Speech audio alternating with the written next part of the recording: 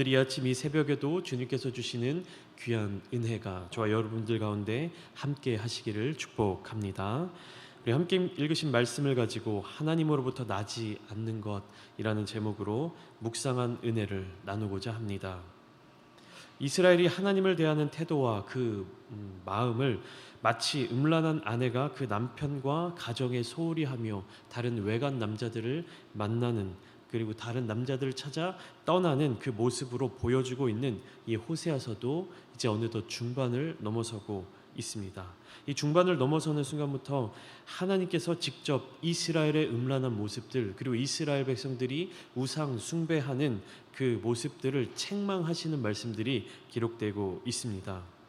여기에서 나타나고 있는 가장 큰 주제는 이스라엘이 하나님께 대한 언약을 이행해야 되는 그 책임, 그 의무를 다하지 않았고 그 계약을 일방적으로 파기했다라는 사실입니다. 이와 같은 이스라엘의 태도에 대해 선지자 호세아의 결혼과 그가 결혼 생활을 하며 가정을 지키기 위해 얼마나 많은 희생을 치르고 마음고생을 했는지에 대해 실제적으로 보여주시며, 하나님께서 이스라엘 백성들을 향한 마음, 그리고 하나님께서 이스라엘 백성들을 향한, 그들을 향한 그 언약, 그 약속, 그 계약을 지키시기 위해서 얼마나 많은 희생과 많은 것들을 치르고, 그 다음에 하나님의 그 오래 참음이 얼마나 길었는지를 이스라엘 백성들이 조금이라도 깨닫고 돌이키기를 원하셨습니다. 그런데 이스라엘 백성들의 태도는 하나님의 기대와 하나님의 바람과는 거리가 멀었습니다. 어제 새벽에 잠깐 함께 나눈 대로 하나님께서 이스라엘을 향한 심판의 마음과 긍휼의 마음, 그 사이에서 고민하고 한 번 더 용서하시기로 결정하고 결단하고 돌이키시는 그 순간에도 이스라엘 백성들은 또 다시 새로운 죄들을 짓고 하나님 앞에 죄를 범죄하는 모습을 보여주고 있었습니다.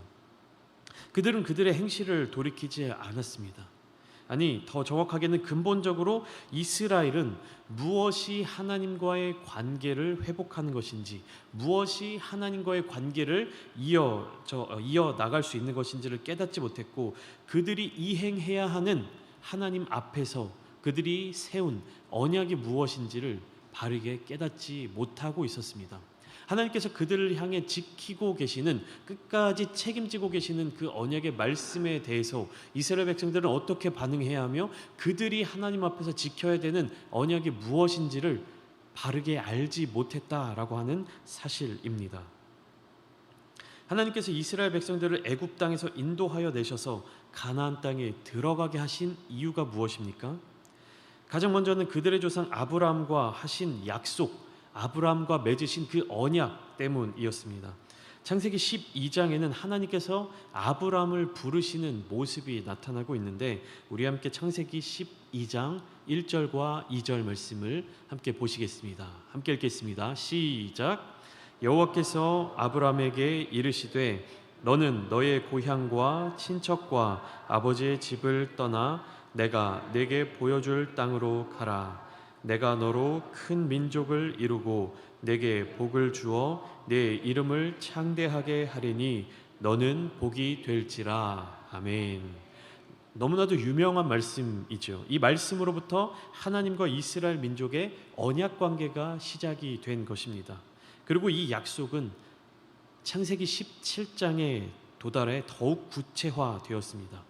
아브라함이 75세 때에 그를 부르셨던 하나님께서는요, 아브라함 나이 99세가 되었을 때에 더욱 구체적인 언약을 맺어 주셨습니다.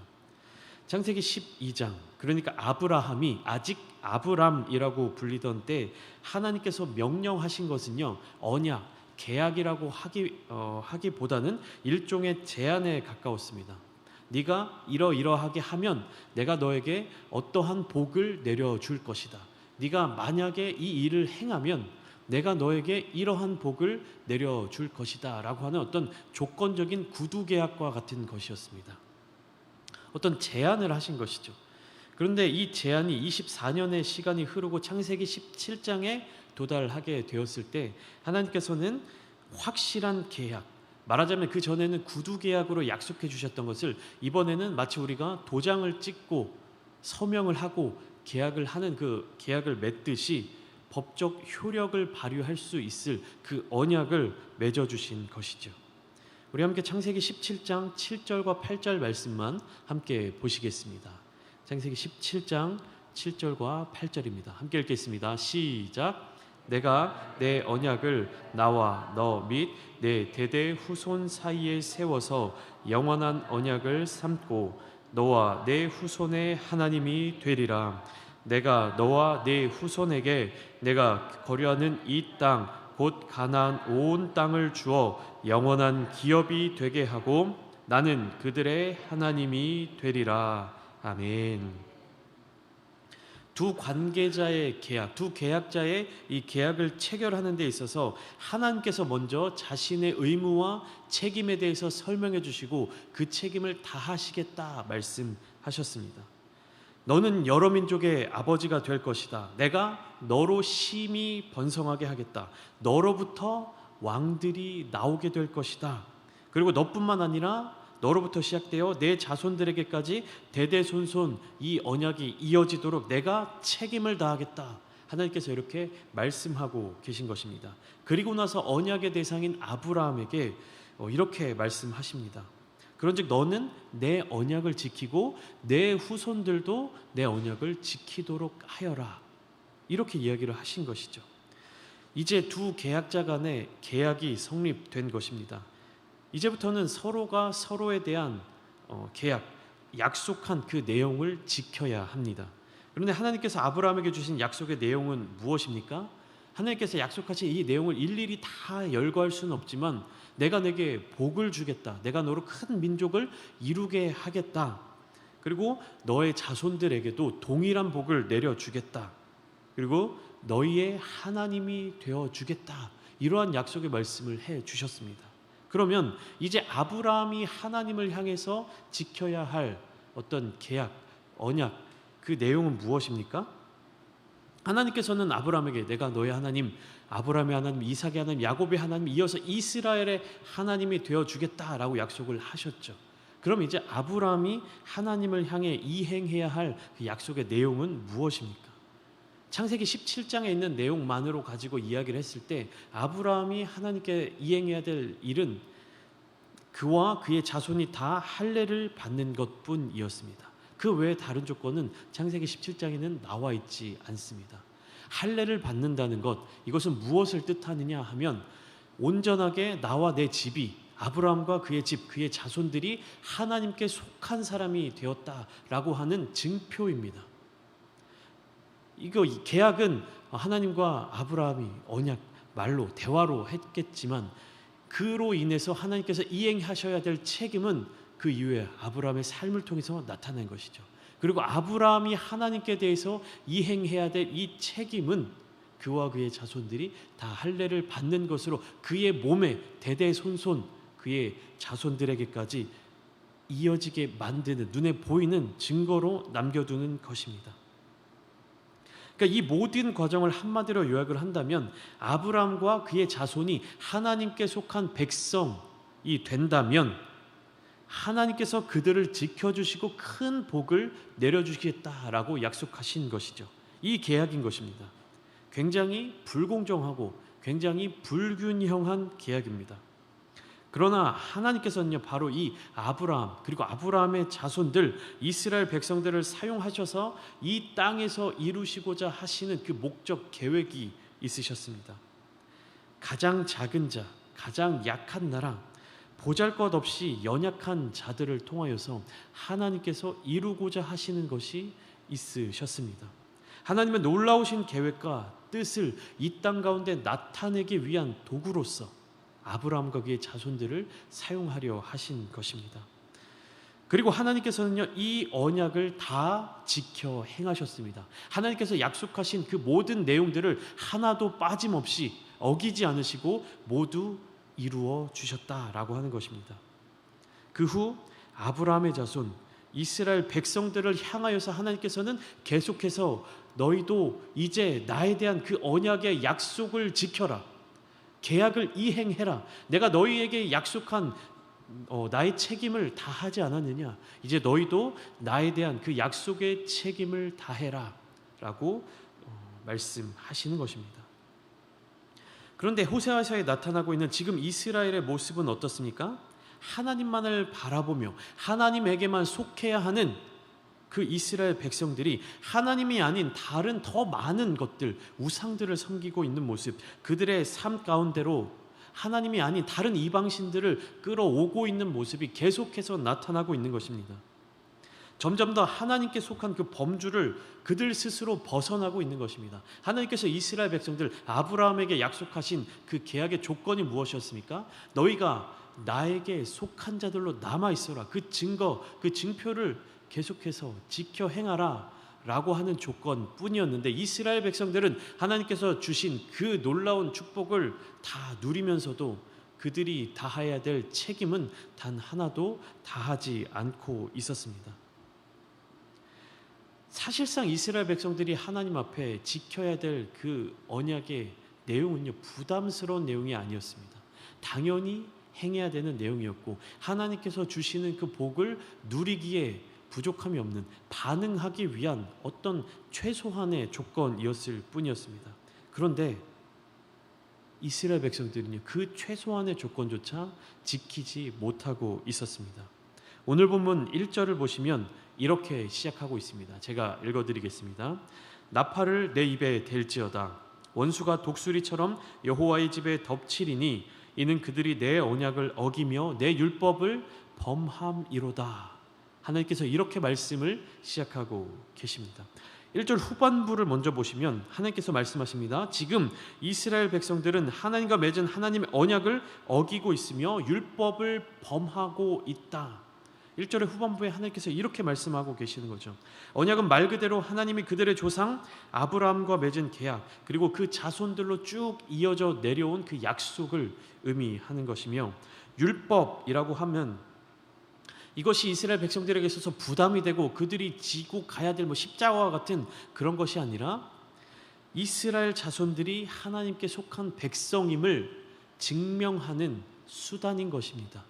다른 민족들, 다른 이방인들에게는 이 율법을 지키라 명하지 않으셨습니다. 이스라엘 백성들이 출애굽한 이후에 다른 이방 나라들, 애굽의 민족들도 그 출애굽한 이스라엘 그 물이 함께 섞여서 나왔을 때도 이스라엘 백성들을 향한 어떤 율법에 지켜야 될 율법의 내용을 더 구체적으로 말씀해 주신 것이죠.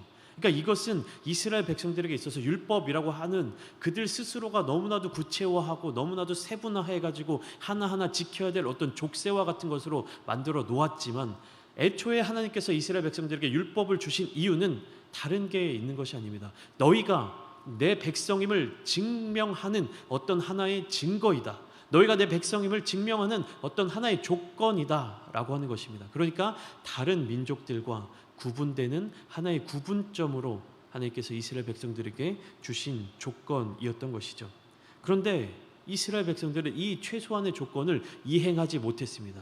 즉 하나님의 백성, 하나님과 언약을 맺은, 하나님과 계약을 맺은 계약의 당사자임을 그들이 증명해내지 못하고 있었던 것입니다. 우리가 계약 관계를 맺을 때 내가 당신께 이런 계약을 맺었습니다, 이렇게 이행하고 있습니다라고 하는 그 증거를 주어야 하는데, 그 책임을 다하고 있다라는 것을 증명해야 하는데, 이스라엘 백성들은 이 최소한의 증명조차 하지 못하고 있었던 것입니다. 그래서 하나님께서는 계속해서 선지자를 보내서, 예언자들을 보내서 너희가 이 최소한의 책임을 다해라 라고 말씀하셨는데, 이스라엘 백성들은 그 책임을 다하지 못하고 이제는 마지막에 마지막까지 온 것입니다.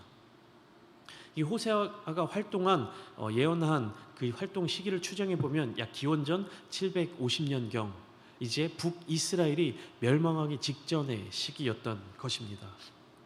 이제는 이스라엘 적들이 몰려오기 시작할 것입니다. 하나님께서는요, 책임을 다하지 않은 이스라엘 백성들을 언제까지 지켜주지 않으셨습니다. 그리고 그것을 계속해서 말씀하고 계신 것입니다.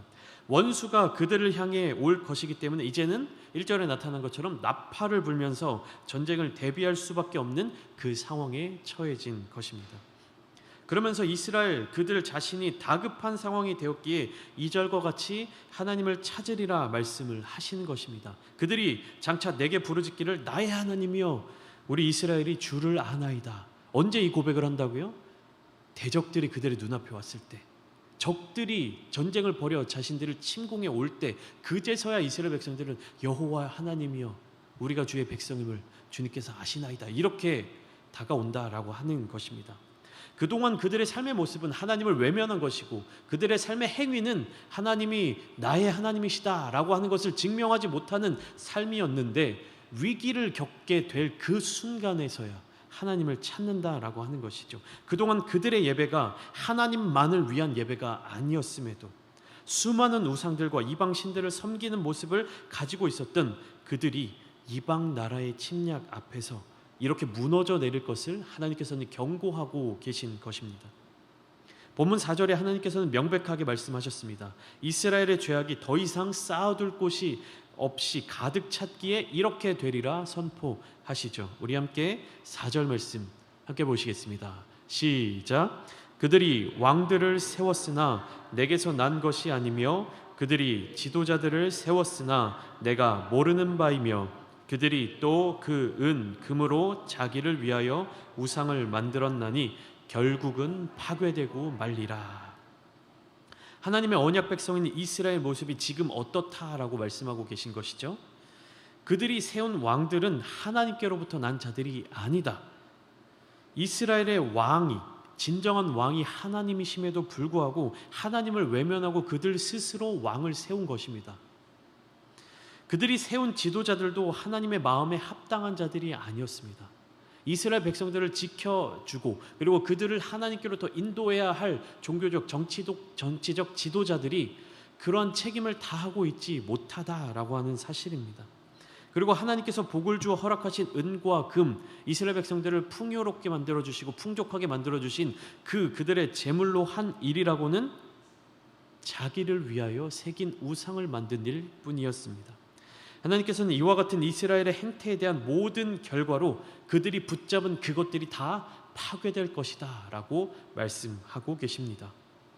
그들 스스로 생각하기에 탁월한 정치 외교적인 수단을 발휘했다고 생각한 일들이 결국은 하나님을 의지하지 않은 일이었던 것입니다.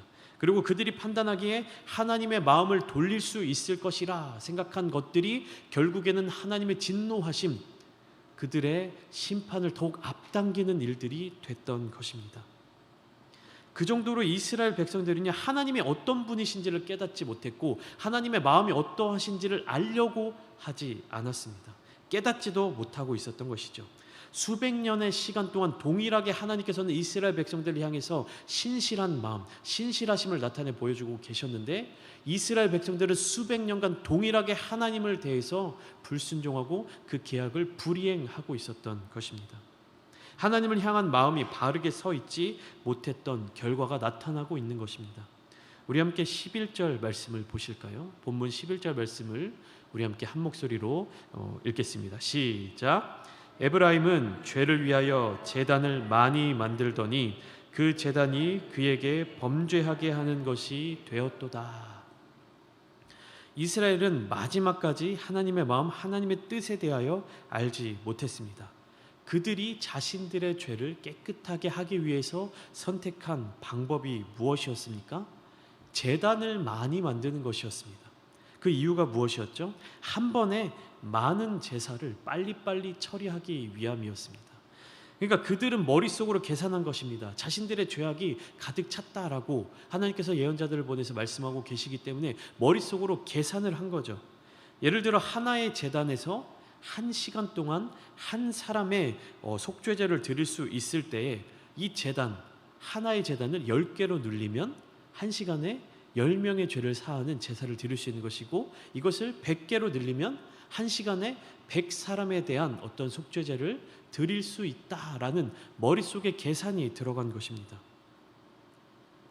깨어진 하나님과의 관계를 다시 회복하고자 상한 심령을 가지고 다윗처럼 옷을 찢으며 회개하는 것이 아니라 하나님을 향한 그 마음, 하나님의 마음을 돌리기 위해서 더 진정한 예배, 더 그들의 마음을 다한 제사를 드리기 위해 노력하는 것이 아니라 마치 어디 동사무소나 구청에 가서 행정 업무 처리를 하듯이 제단을 늘려버린 것입니다. 그런데 결국에 하나님 뭐라고 말씀하십니까? 이 일이 그들의 죄를 사하는 일이 되는 것이 아니라 그들의 심판을 더욱 앞당기는 일, 그것으로 말미암아 죄를 해결하기 위해서 제단을 늘리는 그 일로 말미암아 그들은 또 새로운 죄를 범하게 된 것입니다. 사랑하는 서울제일교회 새벽 성도 여러분, 점점 심판을 향해 내달려가는 이스라엘 백성들의 모습을 보면서 이 말씀들을 묵상하시면서 여러분들의 마음은 어떤 마음이 드십니까? 계속해서 새벽마다 묵상하고 있는 이 호세아서에 나타나고 있는 이스라엘 백성들의 모습이 과연 우리의 삶 속에는 나타나고 있지 않을까요? 우리의 삶의 모습이, 우리의 예배가, 우리의 전반적인 신앙 생활이 정말로 하나님을 기쁘시게 해드리는 모습입니까? 하나님과 약속한 그 약속에 대한 책임을 다하는 모습입니까? 아니면 그저 내가 만족하고 있는 모습으로 나타나고 있는 것입니까? 오늘 이 말씀을 함께 묵상하는 시간을 통하여서 나의 생각, 나의 기준이 아닌 하나님의 그 마음을 향하여 나아가는 그러한 사람이 되기로 결단하시기를 원합니다. 그저 허허실실 모양만 갖추고 유지하는 신앙생활이 아닌 정말 하나님의 마음을 바라보는 삶, 하나님을 사랑하며 하나님께 속한 자들이 다 되시기를 바랍니다. 그리하여서 오늘 하루의 삶을 통하여서 온전히 하나님을 기쁘시게 해드리며 하나님께서 주시는 새 힘과 은혜로 살아가시는 모든 성도님들 다 되시기를 주님의 이름으로 축복합니다. 함께 기도하시겠습니다. 이 시간 우리 함께 기도하실 때 먼저 교회를 위해서 기도해 주시기를 부탁드립니다. 기도의 불이 붙는 교회, 주님을 향한 마음과 그 사랑이 넘쳐나는 교회, 역사가 일어나는 교회가 되도록 함께 기도해 주시며 또한 담임 목사님을 위해서 그리고 각자의 자리 가운데 가지고 나오신 그 기도의 제목들을 가지고 우리 주님의 이름을 한번 부르신 뒤에 함께 기도하시겠습니다. 주여